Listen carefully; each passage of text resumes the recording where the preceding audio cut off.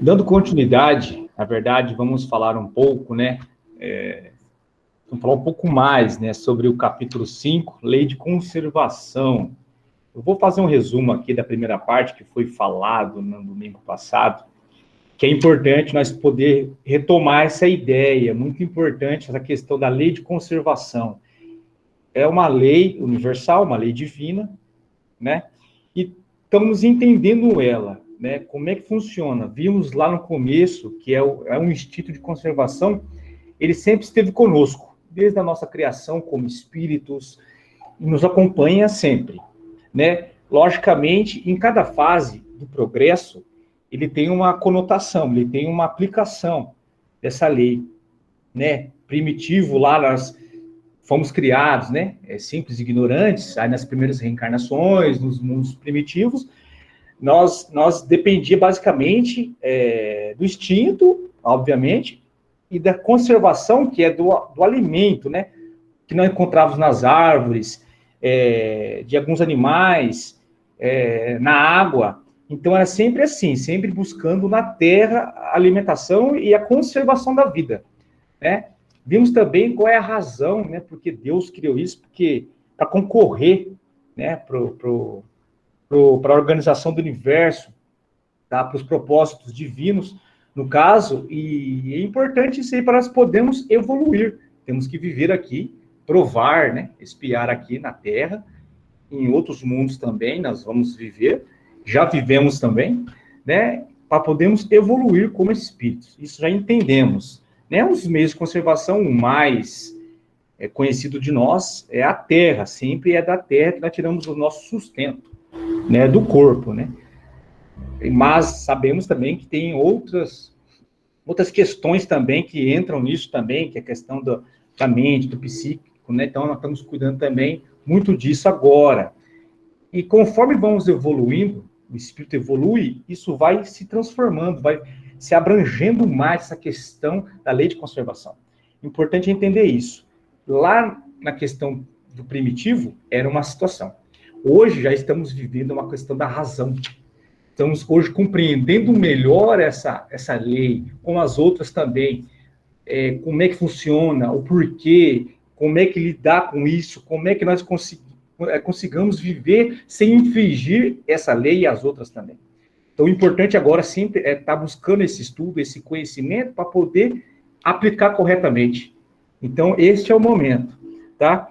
E falamos também dos meios, né, como eu falei agora, e também da alimentação de animais, até quando é permitido isso. Hoje sabemos que neste mundo é normal a alimentação ainda da carne, né, para nosso sustento, porque ainda estamos nesse estágio. Mas sabemos que futuramente, em breve, não será necessário mais, tá? Hoje, Alan, mas eu não como carne. Ótimo, se você acha que não é necessário, não tem problema nenhum com isso, tá? Chico comia sua carne, né? Nem por isso ele deixou de fazer o que ele fez. Então, isso é importante. Não é fazer isso, é saber o que fazer corretamente dentro das leis. Tá? Isso é mais importante. Tá? E vimos também um pouco como é que é no mundo superior, né? Nós sabemos que esses fluidos que nós somos envolvidos neste mundo de prova e expiação tem essa concepção da alimentação desta maneira, né? Grosseira, até um pouco, né? Assim, pesada, né? Para o nosso corpo. Mas sabemos que em outros mundos, por ser corpos mais fluidicamente leves, sabemos que a alimentação é diferente também, consequentemente. Tá? Mas isso aí nós vamos adquirir lá na frente, vamos saber um pouco mais, vamos viver também isso aí.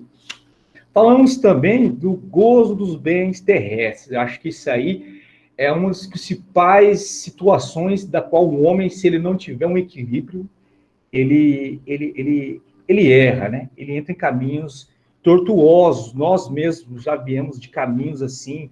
Hoje sofremos algumas situações devido a isso, né? A não saber lidar com os bens que tivemos aqui em outras vidas, com a fortuna, com várias outras coisas, né? Nesse sentido. Sempre, às vezes, usamos em demasia, usamos de maneira equivocada.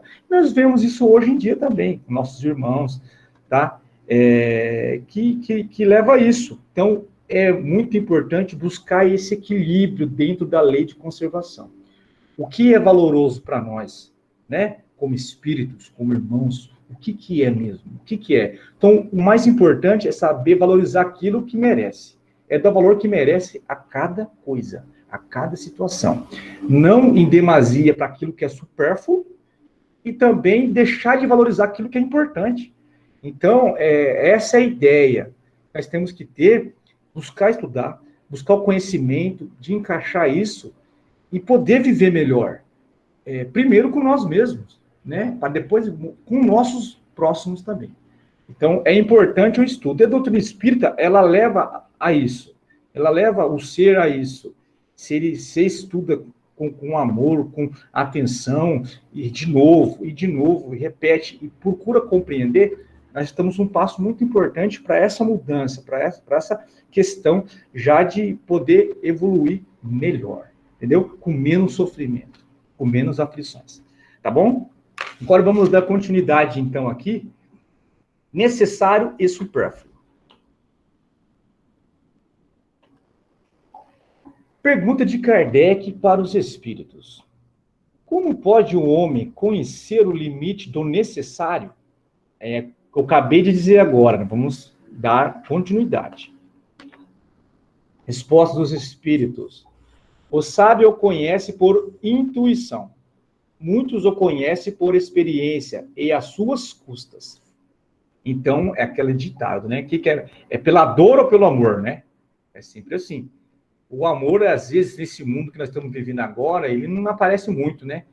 Poucos ainda vê, por exemplo, de outros, ou escuta alguém falando, ou escuta o pai e a mãe, né? Ou alguém mais velho, a avó, aquilo.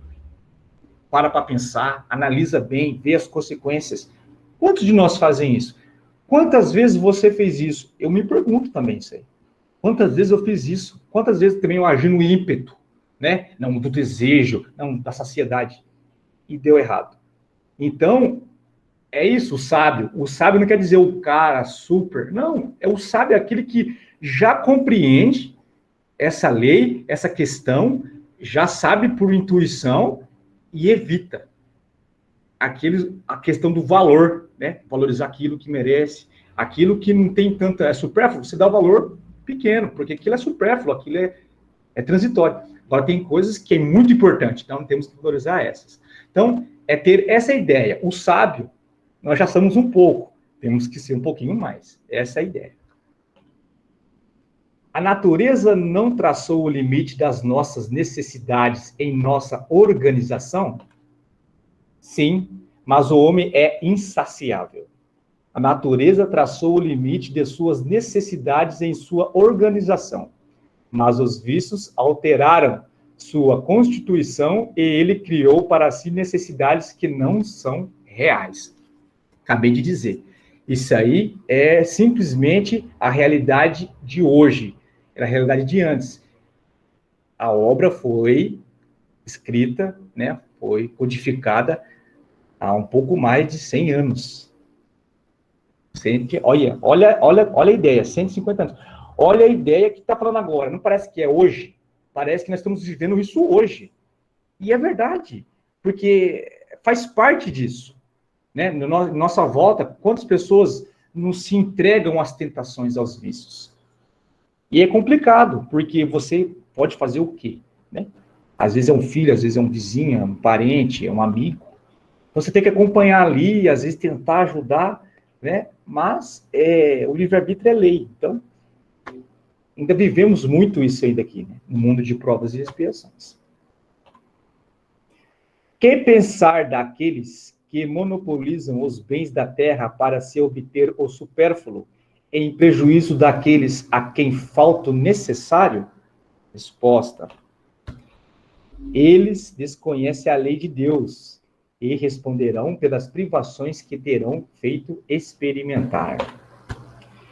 O limite do necessário e do supérfluo nada tem de absoluto. A civilização criou necessidades que a selvageria não tem, e os espíritos que ditaram esses preceitos não pretendem que o homem civilizado deva viver como o selvagem. Tudo é relativo e cabe à razão distinguir cada coisa.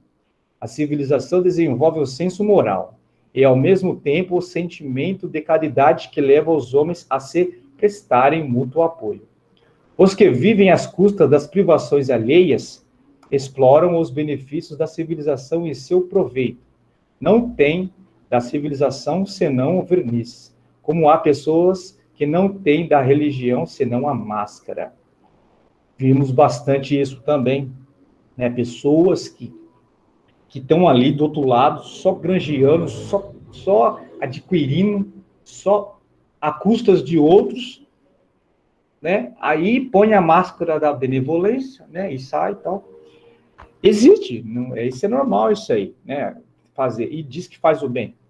Só que cada um vai receber aquilo que merece. Sabemos que a lei de causa e efeito, ela não falha, ela funciona a toda hora. Nós vivemos isso sempre. Então, a cada um segundo as suas obras. Então, mas eu vivo aqui, por que eu vivo aqui, Alan? Por que eu sofro, então, e passo por isso? Porque eu acredito nisso. Porque tem um monte de gente que acredita nessas ideias, né? Ou nessas situações que não levam a nada. Sabemos hoje que não levam a nada. Cada um escolhe o caminho que quer. O livre-arbítrio é lei. Se a pessoa está propícia a acreditar naquilo, ela está propícia a acreditar naquilo. Ainda ela não teve ainda o tino, o toque, ainda não conseguiu ainda atinar para esse movimento, para essa questão da evolução, da razão. Ela quer viver ainda os sentidos, ela quer objetivos ainda aqui. Ela ainda quer viver o aqui, quer gozar o aqui. Então, ela sempre se deixa levar. É uma multidão de pessoas que nós vemos hoje, né? Então, o mais importante é saber um pouco da verdade e buscar isso aí e viver a vida desse jeito. Não como a maioria faz. Às vezes uma maioria está fazendo algo de errado e as pessoas, tá na moda, né? Tá na moda, então vou seguir também. Mas nunca parou para pensar, mas isso aqui está certo? Isso faz sentido? Isso corresponde às leis? Então, é essas perguntas que nós temos que fazer. Sempre. Sempre questionar. É importante, mas isso vai dar certo? Será que isso é bom? Mas será que isso é verdade? Buscar isso mesmo, de modo coerente, para nós poder evitar sofrimentos futuros. Isso é o mais importante, tá? Privações voluntárias e mortificações. A lei de conservação obriga a prover as necessidades do corpo? Sim, sem a força e a saúde, o trabalho é impossível. Então, nós temos que, né, tá alimentando, tá bem, buscar sempre a saúde, né? Igual estamos vendo aí a questão da pandemia agora, é muito importante isso aí, se cuidar, para poder trabalhar sim, mas poder se cuidar, não evitar aglomerações, saídas desnecessárias. Isso aí faz parte da lei de conservação, tá? É um ato, isso aí, nós temos que fazer isso aí, tá bom? A vida de mortificação ascética foi praticada em toda a antiguidade e entre diferentes povos. Ela é meritória sobre um ponto de vista qualquer? A mortificação ascética é aquele isolamento, né? Lá, eu vou viver só orando e ficar lá tal. Ou se aplicar a você um sofrimento. Eu vou sofrer agora aqui então, porque eu já estou pagando já. Entendeu? Já estou pagando, já vou aplicar aqui. Mais ou menos essa é a ideia. Tá? Perguntar a quem ela serve e tereis a resposta. Se não serve senão aquele que a pratica e o impede de fazer o bem, é do egoísmo, qualquer que seja o pretexto com a qual se disfarce. Privar-se e trabalhar para os outros é a verdadeira mortificação, segundo a caridade cristã. Resumido, respondido. Então, não adianta ficar assim, não, eu não faço o bem, mas também não faço o mal. Estou ali quietinho, ali, fazendo minhas oraçãozinhas todo dia, isolado do mundo. Não resolve. Temos que ir de encontro. A caridade. Jesus fez isso, né? Paulo depois fez isso. Os apóstolos fizeram isso. Vários irmãos nossos, se for falar que fizeram isso, e fazem isso hoje. Então, temos que ir de encontro. Não adianta aplicar sofrimento em nós, estou pagando, beleza? Ou Se isolar, fica lá, tô lindo, bonito, ó, oração, tal, e não está fazendo nada, se isolando. Temos que estar no meio, porque temos que ajudar os próximos. Nós somos também ajudados. É uma lei. Tá? As privações voluntárias em vista de uma expiação igualmente voluntária têm algum mérito aos olhos de Deus? Resposta dos Espíritos. Fazei o bem aos outros e merecereis mais. Resposta, direto. Acabei de dizer agora, não tem entrelinhas. Né? As pessoas às vezes falam assim, nossa, mas é complexo. Não, não é complexo. A verdade é essa, ela é direta. Se o caminho é amar o próximo, está dizendo lá, amar o próximo. Quer amar Deus? Ame o próximo. Um sábio disse isso, não foi? Amar a Deus, amar o próximo. Amar o próximo. Agora, como é que eu vou amar o próximo? Tem várias situações para amar o próximo. Nós temos que já começar a entender isso e a lutar contra as nossas ainda más inclinações ainda para poder avançar. Há privações voluntárias que sejam meritórias? Sim, a privação dos prazeres inúteis, porque ela desliga o homem da matéria e eleva sua alma. O que é meritório é resistir à tentação que solicita aos excessos ou ao gozo das coisas inúteis, e tirar do seu necessário para dar àqueles que não têm bastante. Resumido, está falado, né? Falei no começo ali dos gozos terrestres. O maior problema nosso nesse mundo de prova e expiação, que é o de prova e expiação, por isso que chama-se prova e expiação, é por isso que nós preparamos para vir aqui fazer uma prova, mas tememos por quê? Porque as tentações aqui são grandes ainda.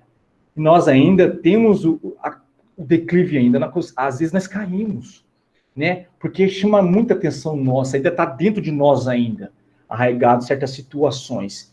Mas a prova consiste nisso, né? Consiste em você estar do lado, mas do valor necessário. Eu não preciso disso hoje. Eu não faço isso mais. Então, isso é importante. É ter essa ideia, ter essa condição. Porque quando você faz isso a primeira vez, você fica de um jeito tão positivo que você cresce um pouco. Você já tem força para isso. Temos que lutar. Quantas reencarnações nós fizemos isso e aí não deu certo, e volta de novo, e vai. Então, vamos aproveitar essa agora. Já estamos sabendo um pouco mais, e já está aqui esse passo para a nossa libertação, né? A vida de mortificação ascética foi praticada em toda a antiguidade e entre diferentes povos. Ela é meritória sob um ponto de vista qualquer? Perguntai a quem ela... Isso aqui eu já passei, desculpa. A abstenção de alimento animal ou outro como expiação é meritória? Sim, se priva pelos outros, mas Deus não pode ver uma mortificação quando não há nela privação séria e útil. Por isso dissemos que aqueles que se privam só na aparência são hipócritas. Dissemos isso também da questão, né? Então é muito importante isso aí da alimentação, no caso, né? O que importa, na verdade, é o que você vive. Não é porque você não faz isso, não come a carne, que você está salvo. Ah, como estou salvo? Não, é o que eu acabei de dizer agora, é fazer o além, fazer mais, ajudar os outros, pensar mais nos outros e dar o valor devido às coisas. Isso é o mais importante. Fez isso, tranquilo. Os excessos sempre levam a um sofrimento. Fazemos as coisas cautelosamente, equilibrada, está tudo certo. Se os sofrimentos deste mundo nos elevam pela maneira que os suportamos, elevam-nos também aqueles que criamos voluntariamente? Os únicos sofrimentos que elevam são os sofrimentos naturais, porque eles vêm de Deus. Os sofrimentos voluntários não servem para nada, quando eles nada fazem para o bem de outrem. Acabamos de dizer, não? Eu falei no começo ali, né? As modificações, no caso aí. os sofrimentos aplicados. Não adianta. Você aplica isso aí achando que vai se safar, que já estou pagando, já estou me livrando. Não. Você tem que viver a vida. Porque o que vem, quando você tem consciência das provas, um pouco delas, você tem resignação, essa resignação racional, óbvio, né? Não é só aceitar quietinho, mas essa resignação racional, que você entende o porquê disso, essa sim, é um sofrimento que você vai passar por ela com força. Você vai passar com ela de cabeça erguida. Entendeu? Porque ela é temporária, ela é momentânea, tá? E você sim, aí sim você vai ter uma utilidade nisso. Se não se devem criar sofrimentos voluntários que não têm nenhuma utilidade para outrem, devemos procurar nos preservar daqueles que prevemos ou que nos ameaçam. O instinto de conservação foi dado a todos os seres contra os perigos e sofrimentos. Fustigai vosso espírito e não vosso corpo. Mortificai vosso orgulho, sufocai vosso egoísmo, semelhante a uma serpente que vos tortura o coração. E fareis mais pelo vosso adiantamento que pelos rigores que não são mais deste século. Acabei de dizer, né? Nós vivemos muito a moda é essa, todo mundo faz, né? Todo mundo faz isso. Não, hoje em dia já entendemos agora, nós que estamos estudando, várias outras pessoas também que buscam essa verdade, estão compreendendo, já é o momento de seguir esse caminho. A maioria está seguindo um outro, tudo bem, mas você tem que entender, isso sim, eu acredito nisso, isso é a verdade, eu compreendo um pouco, e eu vou viver isso. Então, isso é o certo, tá? O problema está em nós. Então, se nós cuidarmos de nós vamos conseguir avançar. Então, gente, é isso que eu tenho para falar hoje. É importante refletir sobre essas lições aí, tá? Estudem em casa, leem de novo o capítulo, dê uma olhada. Se tiver dúvidas, pode trazer. Se tiver dúvidas agora também, pode colocar no chat aí, ou após os estudos da primeira parte, pode estar falando também conosco aí, tá? Mas é importante estar atento a isso, tá? Essas tentações, é isso que nos pega. Nesse mundo aqui, o que nos pega é isso, é as tentações. É aquele negócio, eu gosto tanto de ir numa festa, e essa pandemia aqui tá demais, mas será que eu vou usar uma máscara lá? Você não usa máscara nenhuma, né, numa festa. Mas vou de máscara lá, e é a tentação. Nós temos que entender que a lei de conservação, o que ela diz? Não, agora não é momento de festa, né? Então, eu vou ficar em casa aqui, eu vou fazer um estudo, eu vou ler um livro, eu vou fazer um exercício aqui. É isso. É entender o momento das coisas, os valores das coisas, as que elas merecem. Começando a fazer isso, nós já começamos a viver melhor, já começamos a plantar alegrias para frente. Tá bom, gente? É o que eu tenho para hoje, tá? Encerrando esse capítulo aí. Qualquer dúvida, estamos à disposição e peço desculpas se eu deixei algo aí sem falar aí, sem entendimento, tá bom? Uma boa noite a todos. E passo a palavra agora para o Adriano, com o Evangelho segundo o Espiritismo, tá bom?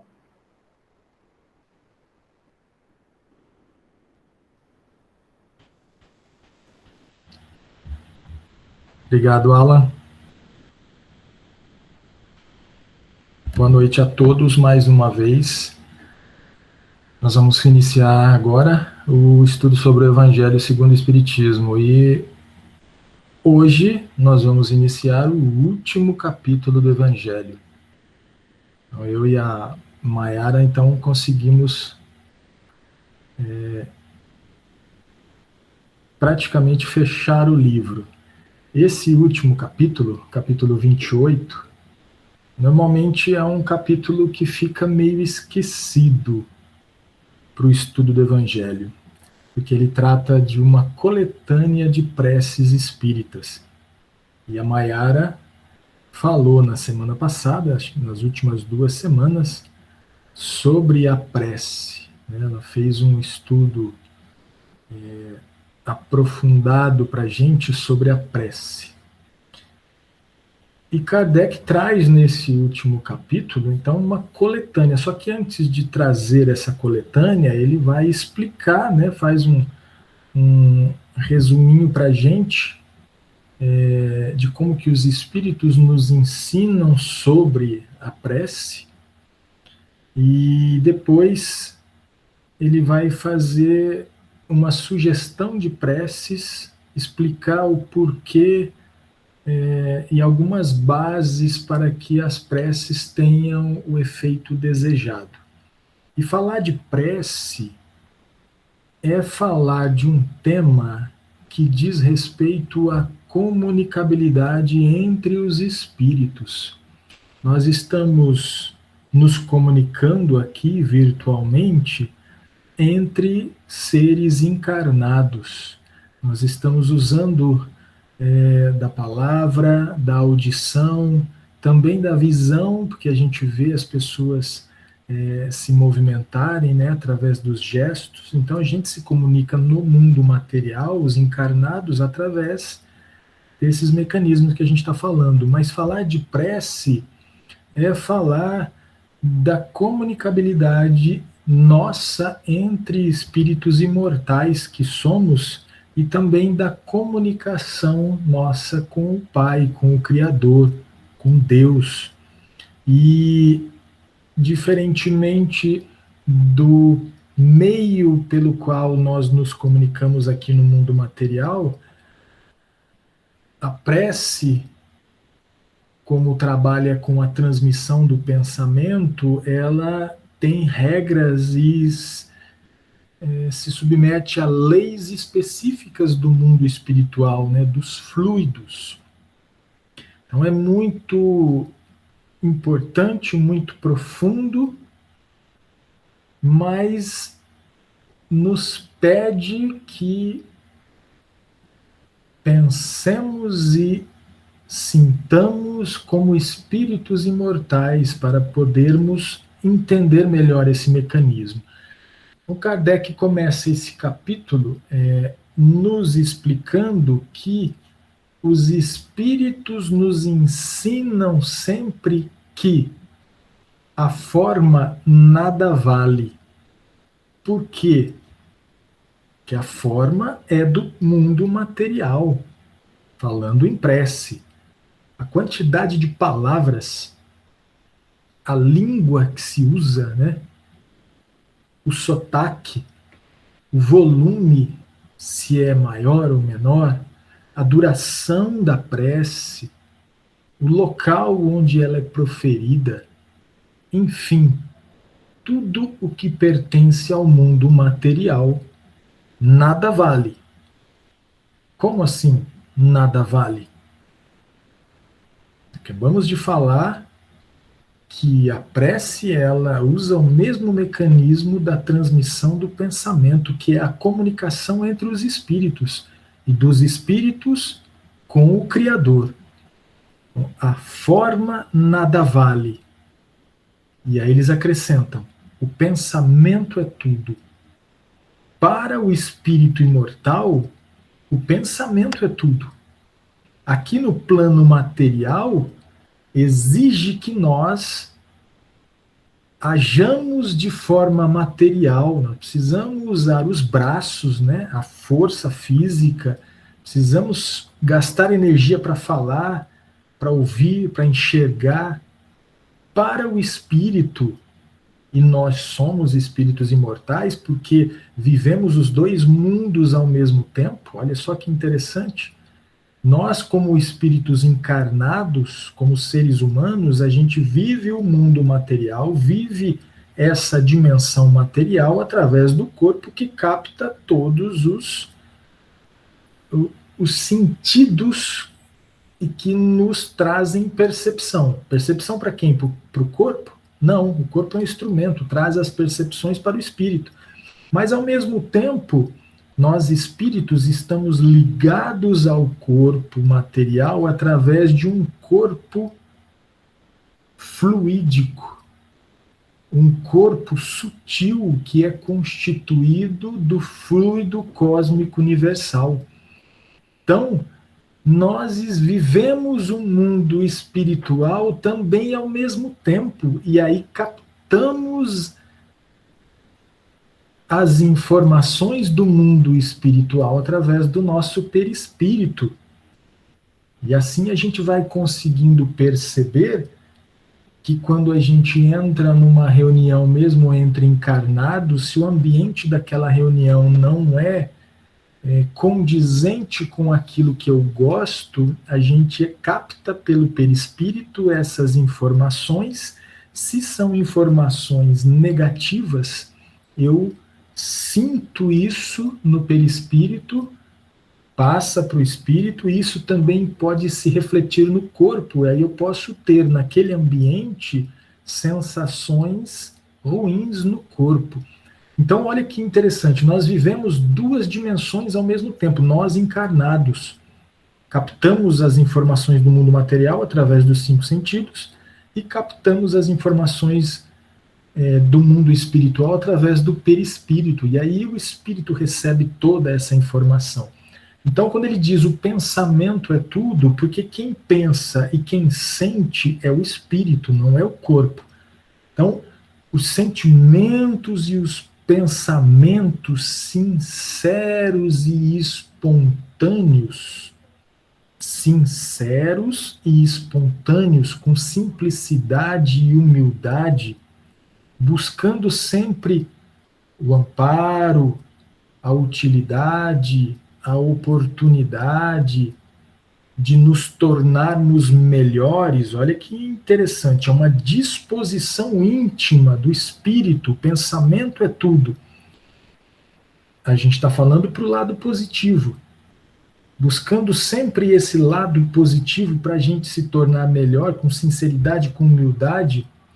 Em princípio, já são agradáveis a Deus e a assistências dos seus mensageiros, dos seus servidores. Então, essa postura, se nós estamos falando de prece, já é uma postura agradável a Deus.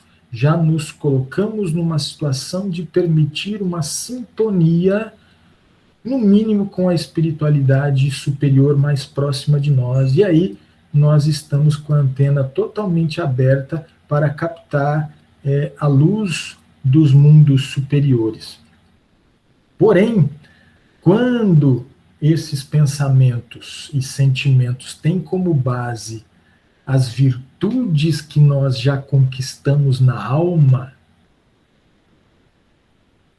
e que nos aproximam de Deus, porque são virtudes consoantes com as leis do Criador, aí sim a nossa prece pode adquirir uma força e uma capacidade inimagináveis. Olha que interessante, a gente falou de duas coisas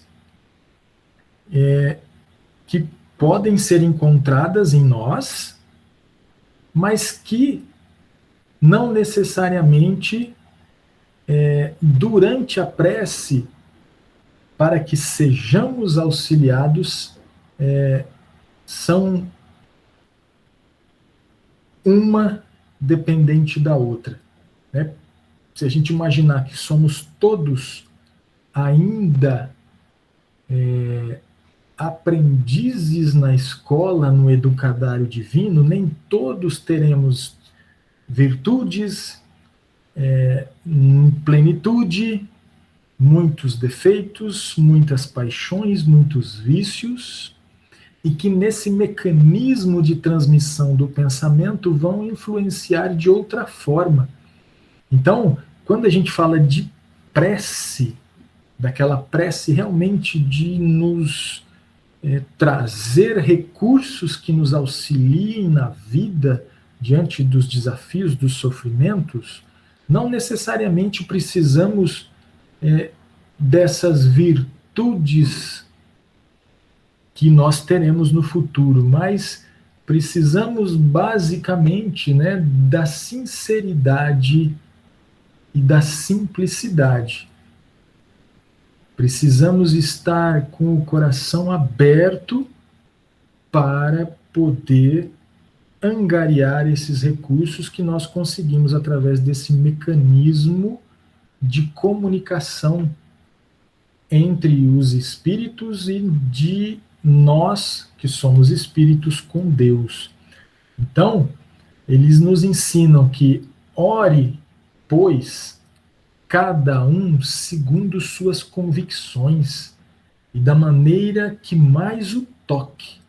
Quando ele fala que o pensamento é tudo, porque é o que tem na essência da alma, do espírito, é que vai, então, atingir o fluido cósmico universal, que o primeiro é o que constitui o seu perispírito, e ele está mergulhado no fluido cósmico universal ambiente, que esse fluido preenche todo o universo. Então nós iniciamos aí um mecanismo de comunicação.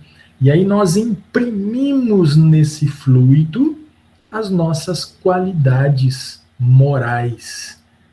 Se pensamos e sentimos de forma positiva, sincera, simples, a gente coloca nesses fluidos essa propriedade de poder combinar com a atitude dos espíritos que nos querem ajudar, e aí eles conseguem nos acessar. Então, oremos cada um de nós, segundo as nossas convicções, da maneira que nos toque. Um bom pensamento vale mais do que um grande número de palavras com as quais nada tenha o coração. É isso que a Mayara falou muito nas últimas 2 semanas, e a gente só está confirmando aqui, neste último capítulo. Os espíritos, eles jamais prescreveram qualquer fórmula absoluta de preces, porque não é objetivo. Ele acabou de dizer que o que vale não é a forma, e sim o que eu estou sentindo, o que eu estou pensando. Quando eles dão alguma fórmula para a gente, essa fórmula precisa ter uma utilidade momentânea, transitória, ou seja, é apenas para fixar ideias, sobretudo para chamar a atenção, a nossa atenção sobre certos princípios da lei de Deus, da lei divina ou da doutrina espírita, e com o fim de auxiliar aqueles que sentem embaraço para externar as suas ideias. Muitos de nós temos dificuldades em externar, de fazermos prece, inclusive de forma recolhida, pois alguns de nós não acreditamos que nós oramos realmente desde que não formulássemos nossos pensamentos. Olha que interessante. Basta uma disposição íntima, sincera, em querer ser ajudado. E isso, às vezes você não precisa ficar pensando em palavras, em ideias. É uma disposição íntima. Então, a coletânea de preces e este capítulo traz para a gente, que Kardec traz para a gente, representa uma escolha feita entre muitas que os espíritos ditaram. O pessoal vê que está dando uma microfonia aqui, só um minutinho.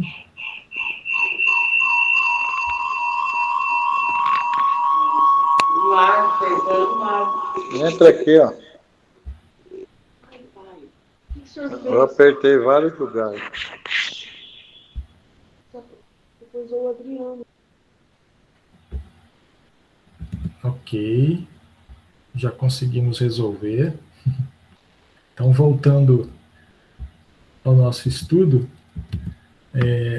essa coletânea, ela contém uma escolha, né, uma coletânea de preces representada por uma escolha feita entre muitas que os espíritos ditaram em várias circunstâncias. Então, Kardec analisou todas elas e trouxe algumas para nos ajudar, como foi colocado anteriormente, principalmente quando a gente tem dificuldade, né, de fazer as preces.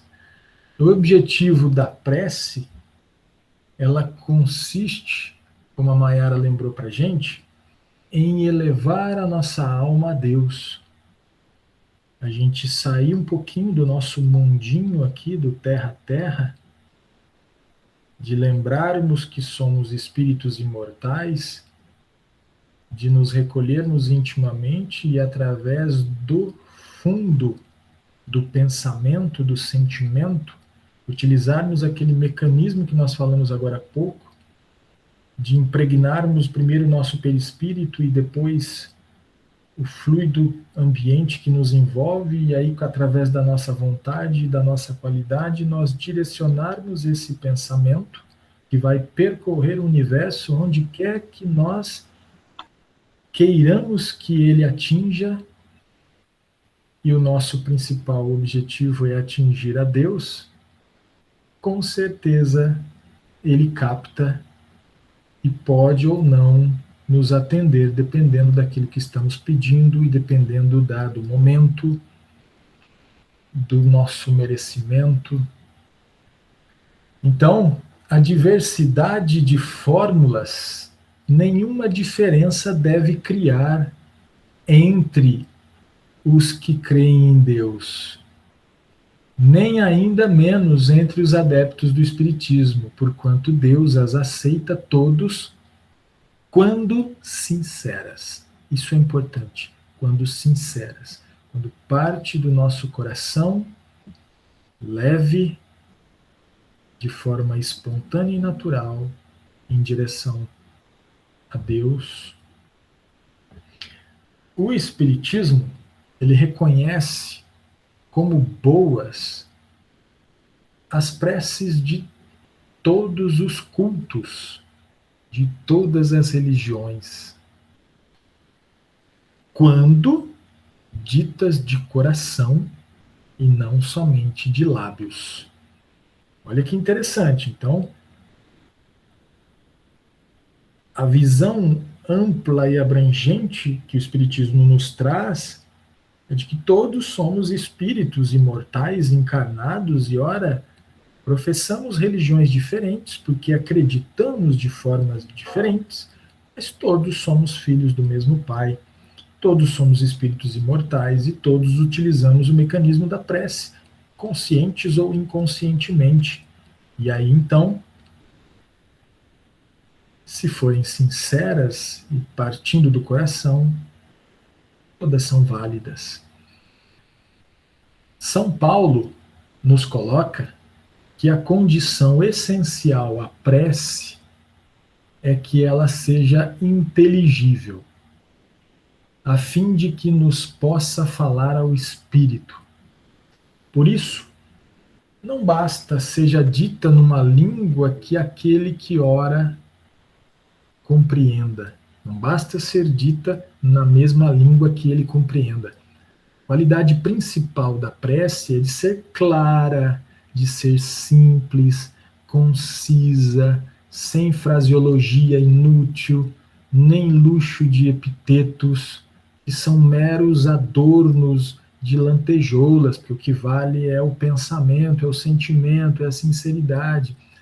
Cada palavra, olha que interessante, quando a gente for fazer alguma prece, quando a gente for exercitar a prece, cada palavra deve ter um alcance próprio. Não é a palavra em si que tem um alcance. O alcance dela seria sonoro, apenas sonoro. Mas cada palavra ela deve despertar em nós uma ideia.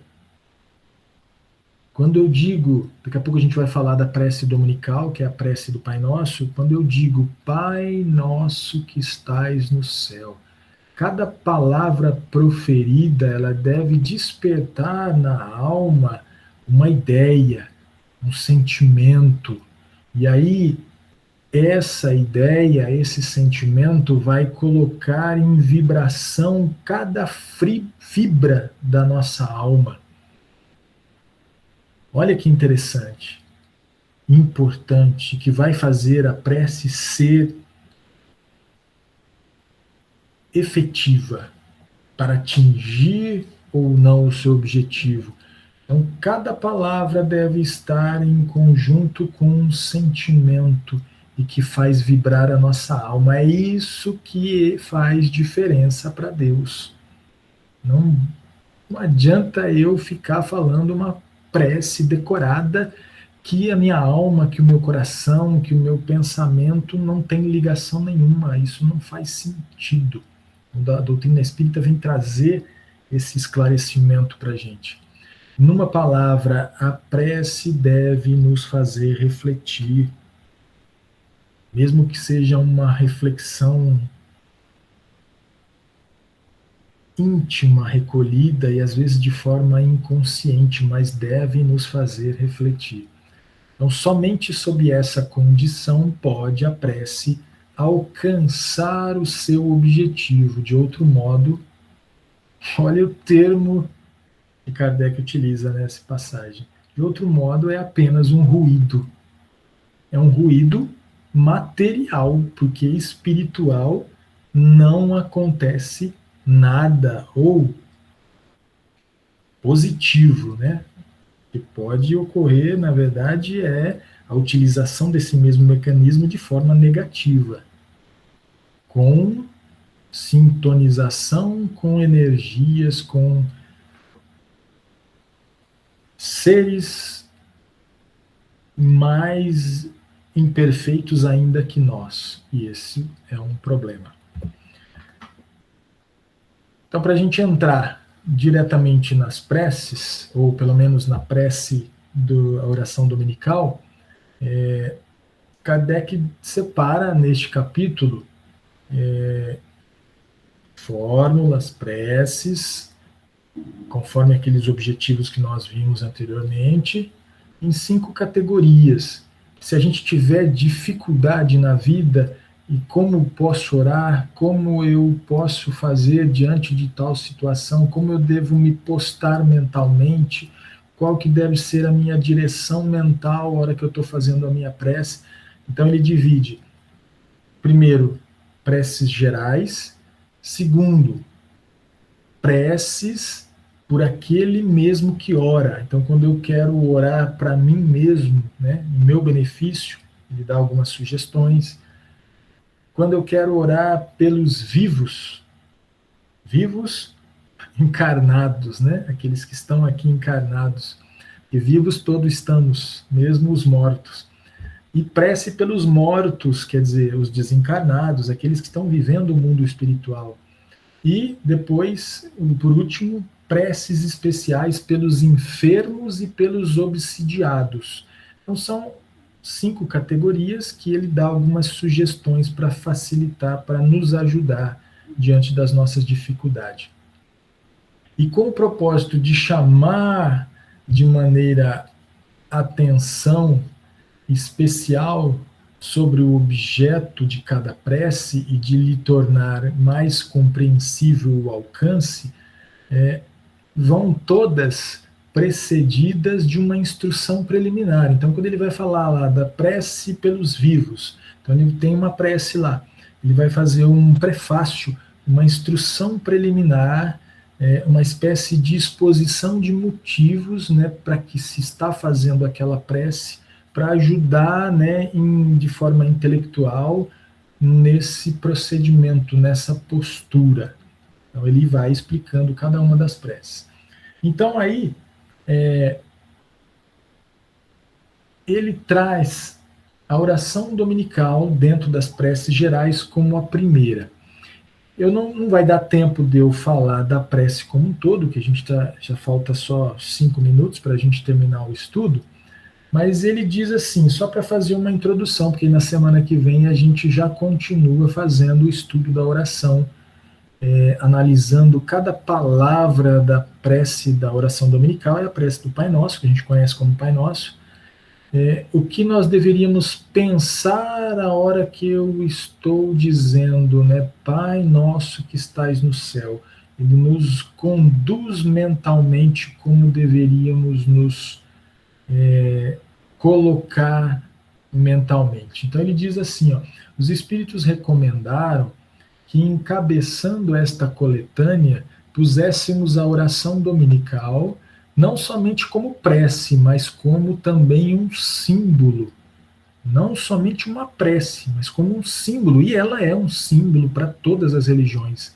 Ela é uma prece ecumênica. Praticamente todas as religiões as aceita.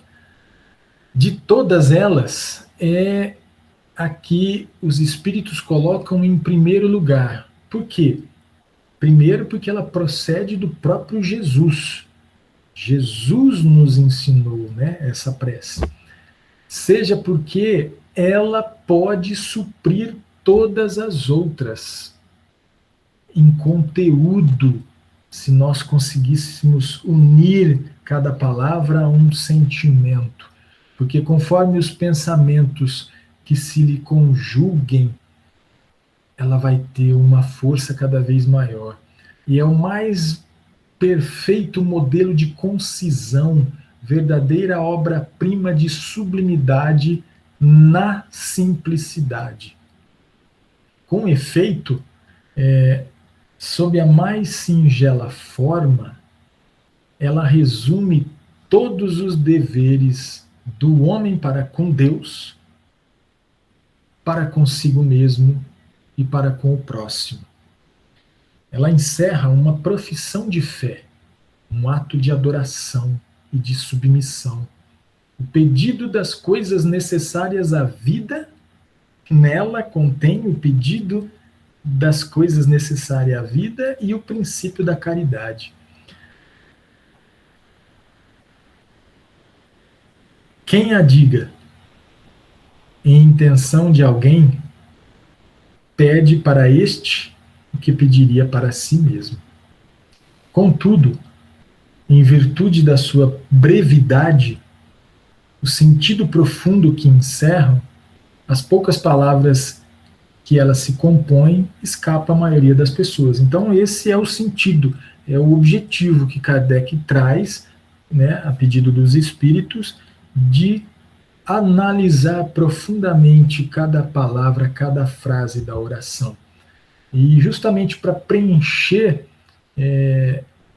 o que de vago a concisão desta prece deixa na mente, né, na nossa mente, a cada uma de suas proposições, eles aditaram, né, adicionaram, aconselhado pelos espíritos e com assistência deles, um comentário que lhes desenvolve o sentido e mostra as aplicações. Conforme, pois, as circunstâncias e o tempo de que disponha, nós poderemos, quando orarmos, dizer a oração dominical de forma simples ou desenvolvida.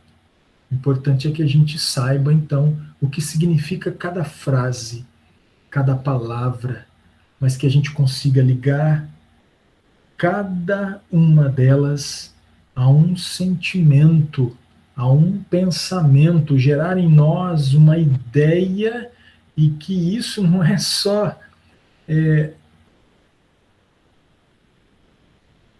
como se fosse abstrato, isso tem uma atuação física que nós nem imaginamos, física no sentido